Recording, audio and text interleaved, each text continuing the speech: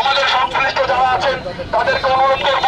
এর পাশাপাশি আমি এর পাশাপাশি বলতে চাই, এই 57 জনকে যারা সেই বাংলাদেশ সবার এটাকে কি বলে, তাদের একজন গার্ডিয়ান রাস্তায় নেমেছে, এর থেকে দুঃখের আর কিছুই থাকে না। আমি যে সকল প্রবাসী দূতাবাসে যে সকল দালাল এবং চাটুকাররা আছে, যারা প্রবাসী রেমিটেন্স যোদ্ধাদেরকে হয়রানি করতেছে, তাদেরকে দ্রুত দেশে এনে বিচারের আওতায় আনা হোক। একটা প্রবাসী যদি মারা যায়, কোম্পানি সম্পূর্ণ বন্ধ করে, এই দালালগুলি সেই টাকাগুলো মেরে দেয়।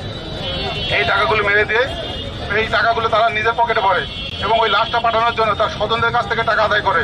দাবি নয়, তাকে অপসারণই নয়, তাকে সুষ্ঠু তদন্তের মাধ্যমে সরকার আছেন তাদেরকে দাবি জানাই।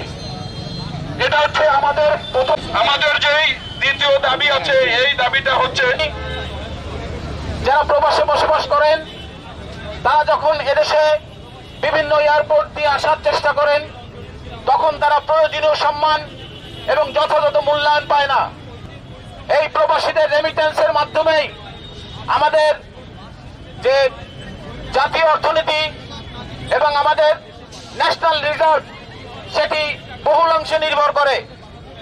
একটি দেশের রেমিটেন্স যোদ্ধাদের জন্যই দেশ অনেক চাঙ্গা থাকে, দেশের অর্থনীতির চাকা সচল থাকে। অথচ সেই প্রবাসীদেরকেই আমরা যথাযথ মূল্যায়ন করতে শিখিনি। আমাদের যেসব অসাধু কর্মকর্তা বিভিন্ন এয়ারপোর্টে কর্মরত থাকেন, তারা যাচ্ছে না তাই ব্যবহার করেন এই প্রবাসীদের সাথে।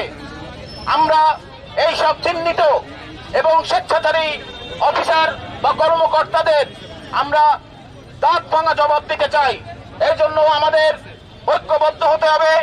কেটে মাল দেওয়া হয়, তাদের সঙ্গে খারাপ আচরণ প্রবাসীকে আপনারা সবাই জানেন। বাংলাদেশে যা মুক্ত করা হয় তাদেরকে হাউস অ্যালাউন্স দেওয়া হয়, তাদের সবাইকে তারা টাকা দেয়, তাদের সরকার থেকে ইনভেস্ট করেনি।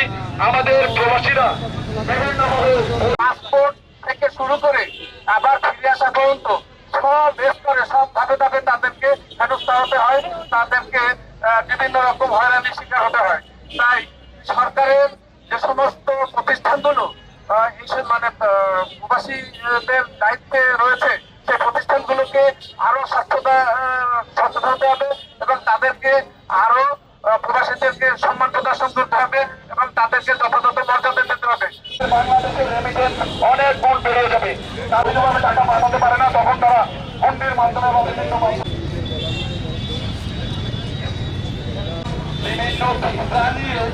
বিভিন্ন দেশে পাঠানো হয়, বলা হয় সেই কাজটা দেওয়া হয় না।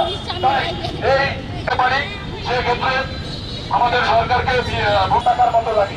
তাই এই টিকিটের যারা সিন্ডিকেট বলবো, আমরা চাই না সেই রেমিটেন্স আমাদের